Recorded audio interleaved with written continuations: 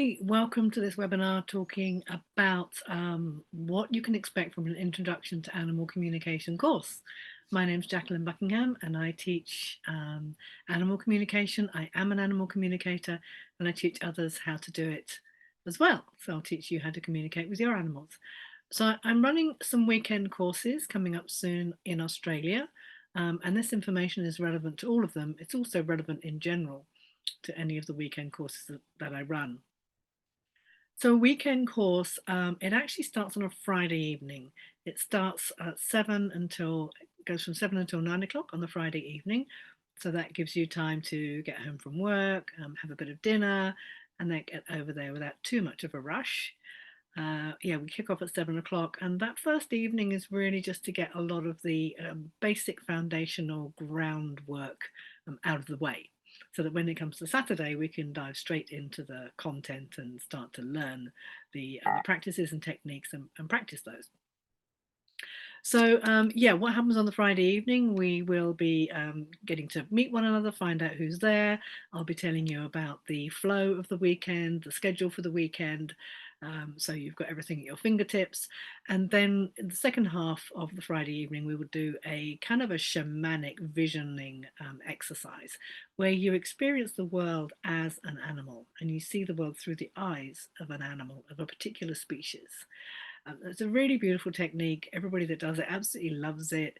It gets us connected to the animals in a completely different way, in a completely new way, and we get an appreciation for how they experience the world. It's very precious and it's something you can practice again and again once you've done it the one time. And then on Saturday morning, we meet at 9 o'clock. We also meet at 9 o'clock on Sunday. On Saturday morning, I start to get into what animal communication is, how it works, the actual process by which it works, some of the different ways that you can send and receive information. And I will also talk about some of the uses of animal communication. So some of those uses include improving training techniques. You know, when we're working with an animal, usually a dog or a horse when it comes to training, they're the most common ones, but we can use animal communication to work with them. We can explain to them why it is we'd like them to do this thing that maybe for them is a bit unusual, maybe even a bit weird. And we can explain to them why we'd like them to do it. And then they have some buy-in to the process. They can be engaged with the process. They can understand. And then when they understand, well, then they just do it more quickly and more easily. Now, of course, I should say a caveat here, all animals have their own free will. So just because we want them to do something doesn't mean that they want to do that as well. But by understanding why we're asking them, it gives them much greater opportunity to choose and be connected and be involved in the process. And most animals that live with us want to make us happy. So they will often do things. If it's not really putting them out, if it's not a very onerous thing for them to do, if it's not making them unhappy, then they will do it to make us happy. So that's part of that benefit of helping with training techniques, helping them be happy, helping them be involved, and helping you to get the results you want to get. Um, so the other thing I should say about animal communication is that, of course, we all understand the animals that we share our lives with. We know when they want to be fed, we know when they're ready to be let out, when they want to go for a walk, when they want to cuddle, or when they don't want to cuddle. A lot of those things we know intuitively because we are so close to them and so connected with them. So what we're doing with this animal communication practice that I'm going to be teaching you is we're going to be deepening that connection that's already there. What's happening between you and your animal is a form of telepathic connection already. Well, it is not a form, it is telepathic connection that's happening already. You know, you intuitively know, you can sense how they feel, you can sense what they want, you get to learn those subtle signs. And they also pick up on what you want and need to a degree. They pick up your emotions, they're very responsive to our emotions. You know, when we feel sad, they feel that sadness, they come and comfort us. You know, if we're, I don't know, stressed out or frustrated, you might notice that they give you a slightly wider berth, you know, because they pick up that energy as well. So they are very connected with us already, and we're connected with them. So these courses help to deepen that connection and help to go into more detail and more in-depth understanding of what they want. So like I said, we can work with training techniques using these skills. You can also use it to find out more information, like, do they like that particular food? And if they don't like it, well, then what would they like instead? Do they like to go for a walk? Yes, okay, they like to go for a walk, but would they like a longer walk or shorter walk? Maybe go in a different direction. What happens when we can't take them for a walk for a day? You know, we can use animal communication to let them know the reason why we can't take them out today, or maybe we're taking them out at a different time. You know, maybe we're going out of the house at a different time than usual and we're coming back later than usual. We can use animal communication to let them know, give them all the information about that so that they're not left feeling stressed or worried or concerned.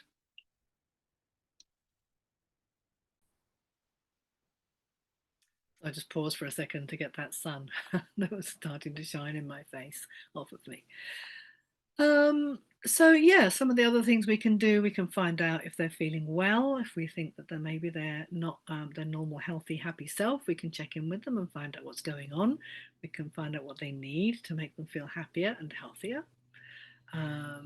Of course, animal communication is never a replacement for veterinary advice, but we can at least get a sense of the general direction in which their health is going. Are they still healthy and happy? Do they need a visit to the vet? Do they just need some small adjustment in their home? We can use animal communication to help create a more harmonious environment in their home. So if different animals in the home are not getting along so well, we can work with animal communication to understand what's the reason they're not getting along. What do they need? Is it competition? Is it jealousy? Is it something else? And you know, how can we support them so they get the needs met and then things become happier and more comfortable? We can check in with them if we're thinking about getting a new animal to come into the home. We can ask them how they feel about that. We can ask them if there is, you know, if they have a preference. Would they prefer a cat or a dog? Would they prefer a particular gender, an older or younger animal? All of these things involve them in the process.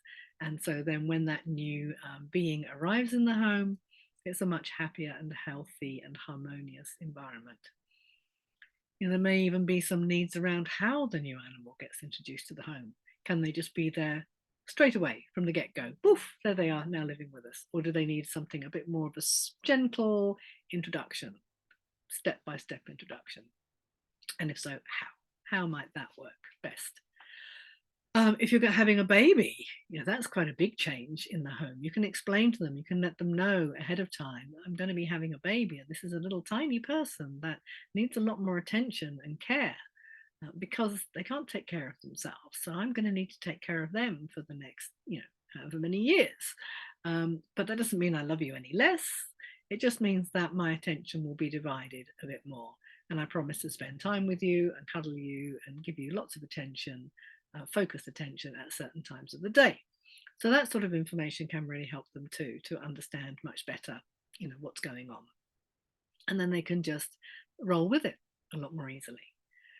You know, really, if you think about animals, when we're communicating with animals, I tend to think of them in the way I would communicate with, you know, a child that has an understanding of the world, but maybe not a full understanding of the world, but still sees the world, you know, quite simply, in quite straightforward, fairly, you know, black and white terms. That's generally how animals see the world. They're very much in the present moment. They don't live in their heads a lot like we humans do. Life is fairly simple for them. But the more information we can give them about a situation, the much better they can adapt to it and be happily adapted to it. So those are some of the examples of how we can use animal communication. When it comes to the course, so coming back to the weekend and the content of the weekend, yeah, we'll look at the uses, as I said, and so those are some of the uses. We will also then have a little game. We'll play a game, practicing telepathic connection, passing telepathic messages to and fro. Now, if that freaks you out or scares you, don't be freaked out or scared. I have yet to meet anybody that can't pick up telepathic animal communication. It's really a natural ability. It's something that we did all as children, probably. I'm quite sure most of you did this, maybe even without knowing. We do still do it from time to time, but mainly what's happened is that our culture doesn't focus on it so much. We put a lot of emphasis on the spoken word, on the written word, and not so much emphasis on these telepathic abilities anymore. So it's kind of passed into a more of a sense of a, oh, that's a magical thing, or maybe even an unbelievable thing, or maybe it's something that only special people can do. But that's actually not true. Anybody and everybody can do it. It is our natural way of communicating and connecting with the world. There are some cultures on this planet, human cultures, that still connect in that way with the natural world. And when our ancestors lived really closely with nature, they did it too. They had to. It was how they knew which plants were safe to eat and which were dangerous. They didn't take the risk and then lots of people died and, oh, well, we won't eat that again. They communicated with the plant and they asked. They also, that's how we found out which were the medicinal plants and which ones were good for certain conditions. So it is a natural way, and although you might feel a bit kind of anxious about, I don't know if I could do that telepathic activity, I don't know if I could be an animal communicator, be reassured, you can do it. I have not yet taught anybody in any of my classes, online, in person, on site, who wasn't able to do this. And my teacher, Anna Breitenbach, she says exactly the same thing too. That's also her experience, that everybody can do it. Now, then we get into practicing with an animal. This is the first time I'll bring in an animal teacher. I'll bring a photograph along of an animal that I know really well. I'll ask a few questions and you can check in, and I can let you know if those answers are correct or not. So those answers might include things like, where do you sleep, or who lives with you? What do you like to eat? What's your favorite food? What do your food bowls look like? What's your favorite activity? These are some of the questions I can ask, and you can pick up the answers that come from the animal, and then I can verify the accuracy of your answers. Now, again, this may bring up some memories from school of getting things right or wrong, and sometimes that can be quite confronting for us. But what I would say with that in this particular situation is that the wrong answers are just as valuable as the correct answers. In fact, in some ways, even more valuable, because it's as we start to differentiate between what's correct and what's not correct, what's accurate and coming from the animal and what's not and maybe coming from our head, as we begin to differentiate those two things, we start to recognize the feeling of being in telepathic connection with an animal. We start to get the feeling of how it feels when that information is coming from another.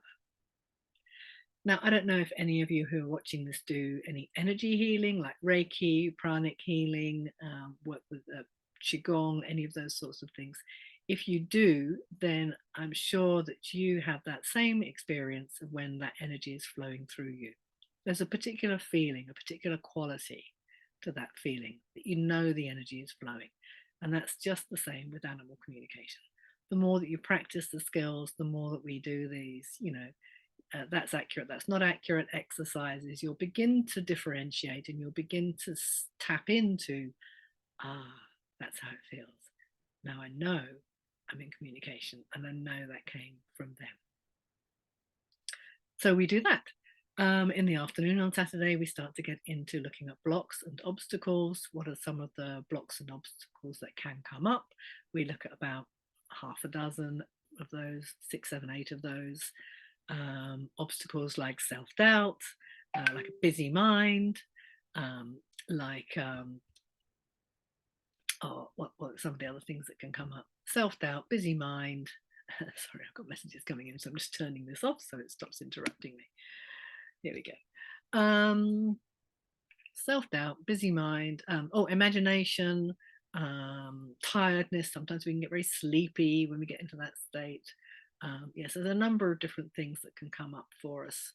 And I'll go through those one by one, and I'll be giving you, half a dozen different ways of working with those to help you overcome those blocks and obstacles. And then you can pick the ones that resonate for you and use those. So it'll help you to move forward and move through them. On Sunday we get into, on Saturday actually we get into practicing with one another's animals, and then on Sunday we start to look in a lot more detail at how to work with behavioral issues. And the reason I spend a lot of time on that is because behavior tends to be the major thing that people will contact us when they're looking for support with their animals. There's some behavior that's happening that they are concerned about, or they would like it to change or stop altogether.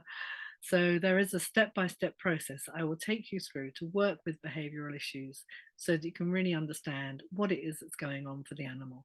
And then you can also ask them, what's another way that they can meet those needs that doesn't require them to express this behavior in an antisocial way or in a way that's negatively impacting its environment. And by its environment, I mean the people or the other animals that are around them. During that process, we let them know, if it is affecting us negatively. They don't always know, they don't always understand exactly how things are affecting the people around them, the animals around them.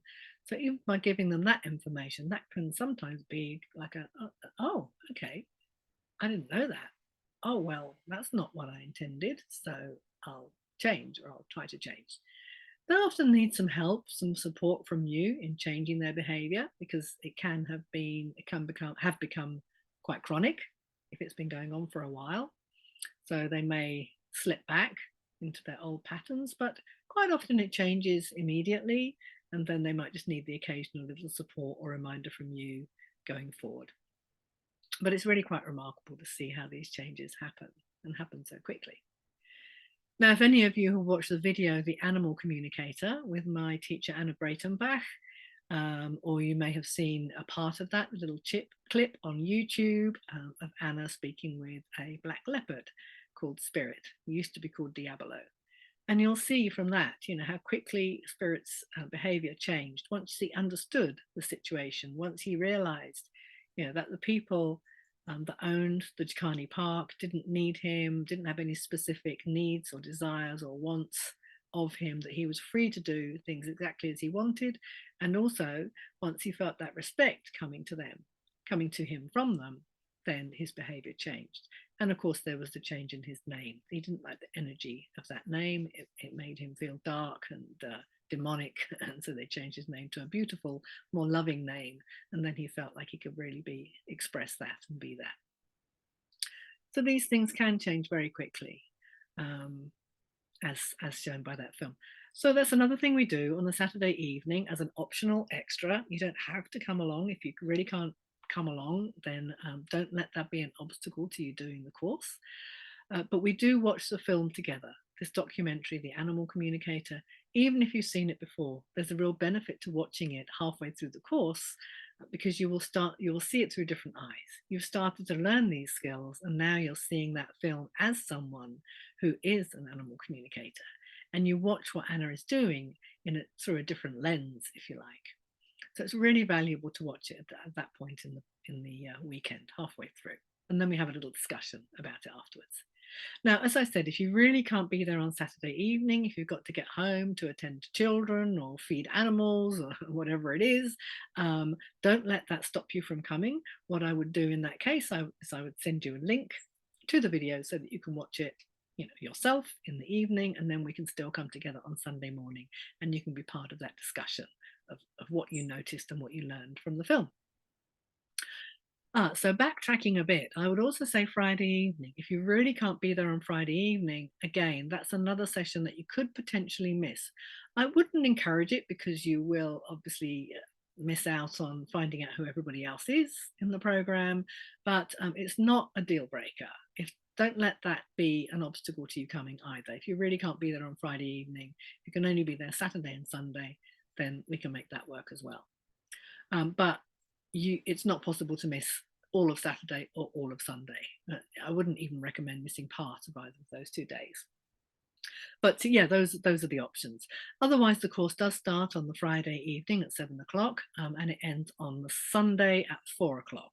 So that gives you time to get home, just sort of have a breath out, gather yourself before you have to start work again on Monday.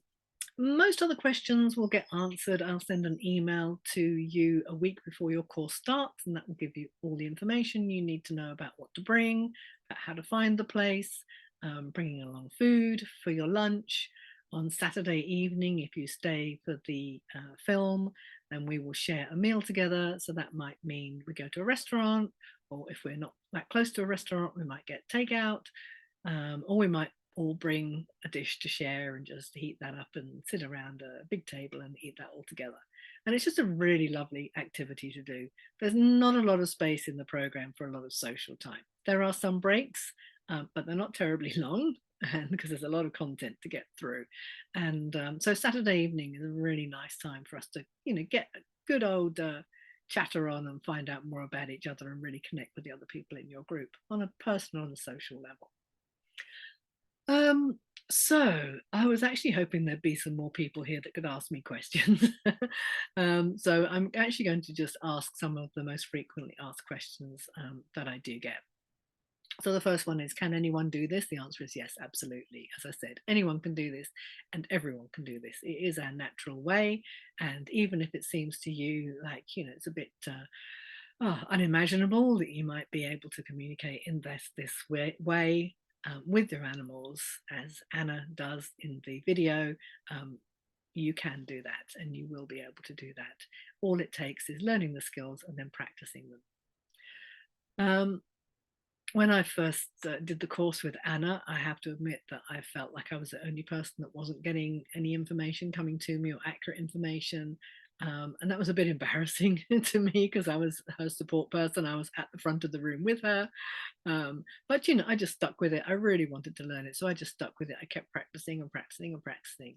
And eventually I realized that, oh, actually, yes, I am getting this. Once I got my self-doubt out of the way, I realized that I was doing it. And now, well, here I am.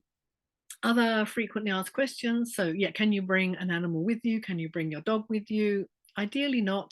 We all love dogs, and that's part of the problem. If you bring a dog along, everyone's going to be so entranced by the dog and wanting to connect with your dog, it can be quite distracting for the group. So ideally, you'll have a dog sitter or someone to take care of your animal while you come to the course. If you absolutely can't find anyone to look after them, please get in touch with me and we'll find a way of managing that. Maybe there's somewhere on site that your dog can be safely while you're in the classroom. So yeah, again, please ask. If you've got any questions, anything like that, don't assume that it can't be worked out. Please ask me and we'll find a way to work it out. What age do you have to be to do this course? Well, I would say 14 and above would ideally. Children from 14 and older are able to learn in this way. Children younger than that, I generally offer a one-day children's workshop for 7 to 14-year-olds because honestly, they learn it a lot quicker. They pick it up so much quicker. So the children's workshop is a one day when I teach that because they just get it. And they don't need all the questioning, and they don't even need to do that activity about blocks and obstacles. They just get it and they just throw themselves in and off they go running and they're communicating. So they do get quite bored and restless when they come to the adult workshop. So as I say, a child of sort of 14 and above, as long as they're a child that can manage their boredom, should they become bored, that would be fine for them. But I wouldn't encourage bringing anyone younger than that. What else would I say? Gosh, the costs. Well, the costs are on the website. There should be a link to my website below this recording, and you can go to my workshop page and you can scroll down and see the workshops that are currently available to be booked. I teach on site and I also teach online. And then once you click through the particular workshop that you think you might be interested in, the prices are all there. I can't say exactly what they are because it's different whether it's on site or online, and it's also different whether it's in Australian dollars or in British pounds, depending on which part of the world I'm teaching in. Yeah, gosh, I can't really think of anything much more to say. If you do have other questions, please just contact me. Email me, Jacqueline at understandinganimals.org. It is also possible to book a free discovery call with me, a 20-minute discovery call if you want to have a chat. I don't have much availability now. We're on the 7th of September. I don't have much availability now until the end of September, just because I'm getting ready to go to Australia, then I'm traveling, then I'm teaching, then I'm spending a week catching up with a couple of friends. So really between now and the 21st of September, so what's that, 2 weeks, I don't have much availability. But the link, which also is on my website and maybe hopefully below this video, will take you to my calendar, and you can see where the spaces are and where I do have some capacity for those discovery calls. I also do consultations, and again, you can find out more about that on my website. So yeah, what else would I say? Oh yeah, about the prices. So I have an early bird price for all of the upcoming workshops. I have an early bird price, and then I have full price. So there are different opportunities to get the course at a discounted rate. And you can also choose to pay a 50% deposit and then 50% nearer the time. If you pay the 50% deposit while the early bird is still active, then you only pay 50% of the early bird price. If you pay the balance while the early bird is still active, then you only pay the balance of the early bird price.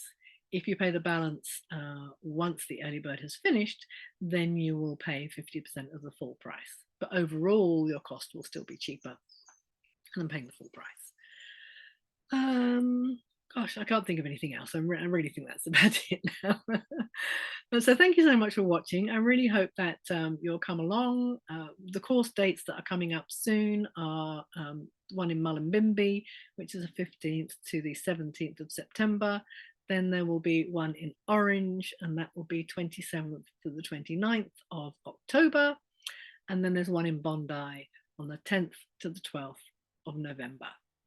And I hope to also be running one online in late November or early December once I'm back in the UK again. I usually offer it twice in a day so that there is a time that suits anyone who's in America all the way through to Europe.